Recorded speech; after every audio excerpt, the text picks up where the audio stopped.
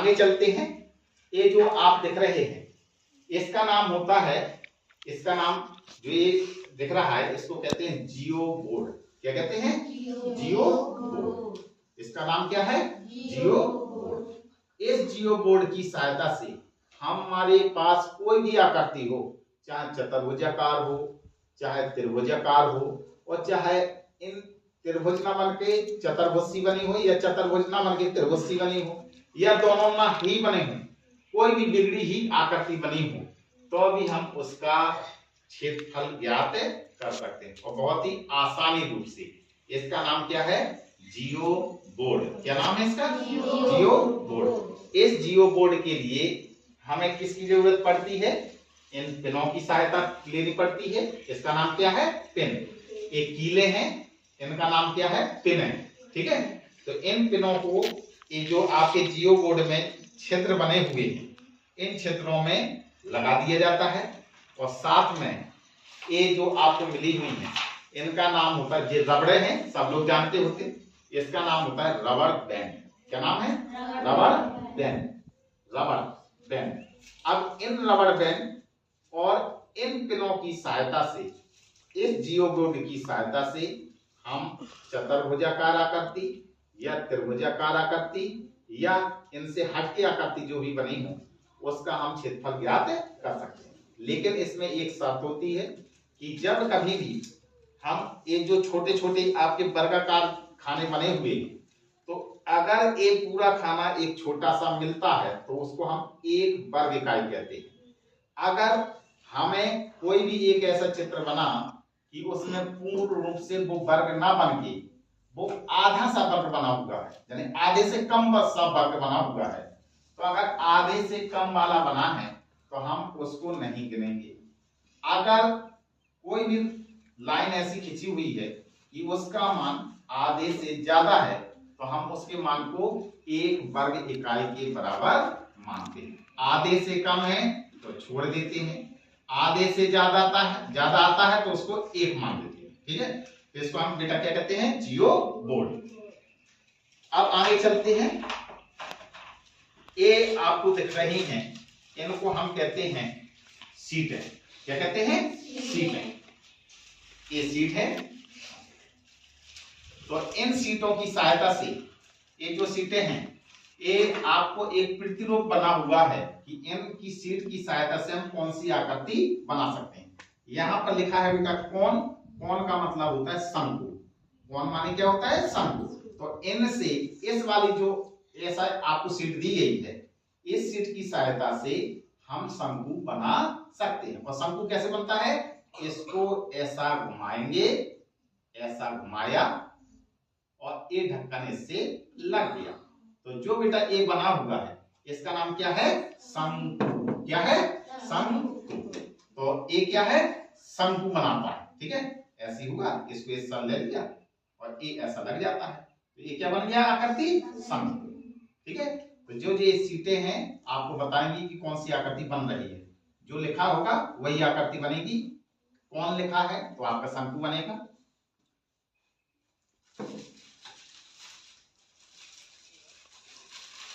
तो ये सभी आकृतियां दी हुई हैं कि कौन से हमें क्या बनाना है क्या नहीं बनाना है। ठीक है, इससे क्या बनता है? शंकु बनता है। ये जो है आपका प्रिज्म बनता है। ये क्या बना है? प्रिज्म। प्रिज्म ऐसा लिया, ऐसा लिया, ऐसा बना दिया, ऐसा बना दिया। ठीक है, ये क्या है? प्रिज्म।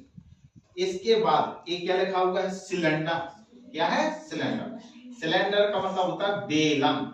और बेलन कैसे बनाया जाता है? इसको ऐसा मोड़ा और मोड़ने के बाद ये जो वृत्ताकार ढक्कन है ये आपके बंद हो जाएंगे। आ गया? तो इसका मतलब है कि एक बेलन में कितने वृत्ताकार हैं? 2। ठीक है, अब इसके बाद ये हो गया, ये लिखा हुआ है क्यूब और क्यूब माने होता है घनाभ। इससे क्या हम बना सकते हैं? घनाभ बना सकते हैं। घनाभ कैसे बनेगा? ऐसा लाए, ऐसी लाए और इसको ऐसा किया, इसको ऐसा किया, इसको ऐसा किया तो ये आकृति क्या बन जाएगी? घनाभ। क्या बन गई ये? घनाभ। और घनाभ में कितने फलक होते हैं? 6 फलक होते हैं। फलक को हम एक एक करके बता सकते हैं। फलक, फलक का मतलब शेष। देखो जी, फलक, फलक क्या है? ए का एक वर्गाकार बन रहा है, ए एक फलक है। इसके विपरीत में जाइए, ये दूसरा फलक है। ऊपर जाइए तीसरा फलक है, इसके नीचे जाइए चौथा फलक है, किनारे में जाइए पांचवा फलक है, इसके किनारे में जाएंगे छठवां फलक। तो कितने फलक होते हैं? 6 फलक। एक क्यूब है, क्यूब का मतलब होता है घन। क्यूब का मतलब क्या होता है? घन। और क्यूब बेड आ जाएगा अगर, तो उसका मतलब होता है घनाभ। घन और घनाभ में बस थोड़ा सा अंतर है कि घन में क्या होता है, सभी भुजाएं जितनी भी विमाएं होती हैं, लंबाई चौड़ाई और ऊंचाई तीनों बराबर होती हैं। लेकिन जो क्यूबेड होता है यानी घनाभ, उसमें लंबाई चौड़ाई और ऊंचाई अलग अलग होती है। और ये कौन सी आकृति कहलाती है? 3D आकृति। 3D आकृति। त्रिविमीय आकृति क्या है? त्रिविमीय आकृति वे हैं जो हमारा जिनका संपर्क जमीन में भी है और थोड़ा ऊपर भी है, यानी कि ऊपर आसमान में, यानी कि जमीन को छोड़कर हल्के ऊपर है, तो उनको हम क्या कहते हैं? घनाभ या घन। जिनका संपर्क मैंने क्या बताया, जमीन में भी है और कुछ ऊपर भी है, उनको हम क्या कहते हैं? घनाभ। और जो आकृतियां सिर्फ जमीन से संबंधित होती हैं, उनको हम कहते हैं 2D आकृति। क्या कहते हैं? 2D आकृति। ठीक है, जैसे आपका आयत, तो आयत में हमें सिर्फ मतलब है लंबाई और चौड़ाई से, तो लंबाई भी आपको जमीन में मिल जाती है और चौड़ाई भी मिल जाती है, तो इसलिए ये कौन सी आकृति है? 2D आकृति। वर्ग में चलेंगे तो वर्ग में आपकी भुजाएं आप जमीन में ही नाप सकते हैं। लेकिन अगर हम घन या घनाभ में चलें तो घन और घनाभ में हमें जरूरत पड़ेगी किसकी? लंबाई और चौड़ाई तो हमें जमीन में मिल जाएगी, लेकिन ऊंचाई हमें कहां मिलेगी? जमीन से कुछ ऊपर। इसलिए घन और घनाभ कौन सी आकृतियां हैं? 3D आकृति।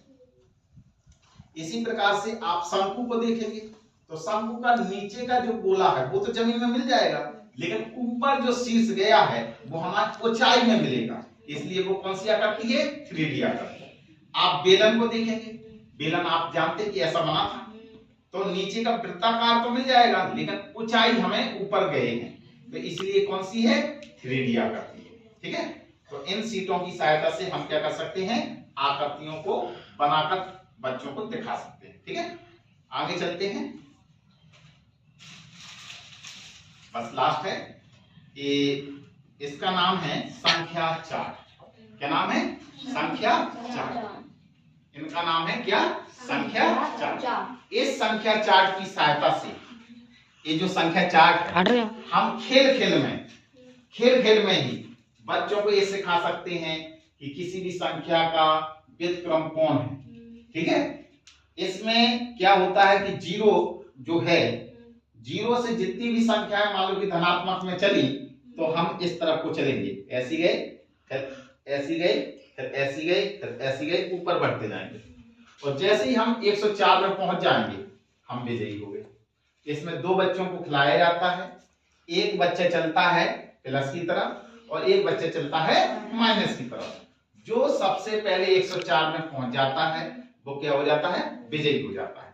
तो हम इस संख्या चार्ट की सहायता से बच्चों को, छोटे छोटे जो बच्चे होते हैं उनको आपस में हम क्या करते हैं? खेल के माध्यम से संख्याओं का ज्ञान करा सकते हैं। इसमें ही हम बच्चों को कह सकते हैं कि बताइए कौन सी सम संख्या है, इसमें ही हम कह सकते हैं कि बताइए कौन सी अभाज्य संख्या है, कौन सी मान लो विषम संख्या है, कौन सी है जो मान लो कि भाज्य संख्या है, कौन है जो मान लो कि अभाज्य संख्या है। ठीक है, तो इस संख्या चार्ट की सहायता से हम संख्या पद्धति का अधिक से अधिक भाग मजबूत कर सकते हैं। हमने कहा कि 0 से 1 कदम आगे, आगे का मतलब प्लस की तरफ, तो वो 0 से इस तरफ जाएगा। हमने कहा 0 से 1 कदम पीछे, तो वो इस तरफ जाएगा, माइनस का 1। अब हमने कहा कि बताइए -1 इस तरफ है और प्लस का 1 इस तरफ है, तो इसका मतलब है सीधे हाथ में जाने को प्लस कहना है, उल्टे तरफ जाने को माइनस कहना है। मान दोनों के ही बराबर हैं, 1 कदम वो आगे चला, 1 कदम पीछे चला, तो इसका मतलब है एक प्लस का चिन्ह दिखा रहा है और एक माइनस का दिखा रहा है। तो एक अगर मान एक जैसे हैं और चिन्ह अलग अलग हैं, तो यही चिन्ह एक दूसरे क्या होते हैं? व्युत्क्रम होते हैं। क्या होते हैं? व्युत्क्रम। तो इन्हीं को हम कहते हैं योज व्युत्क्रम। तो इस प्रकार से आपने देखा कि इस गणित किट में कितनी सामग्री आती हैं और इन सामग्रियों का मैंने आप लोगों को परिचय बताया कि किस सामग्री को कब यूज करेंगे, कैसे यूज करते हैं। ठीक है, अब मैं आपको इस अबेकस की सहायता से दशमलव संख्याओं का योगफल करना सिखाऊंगा। ठीक है, बस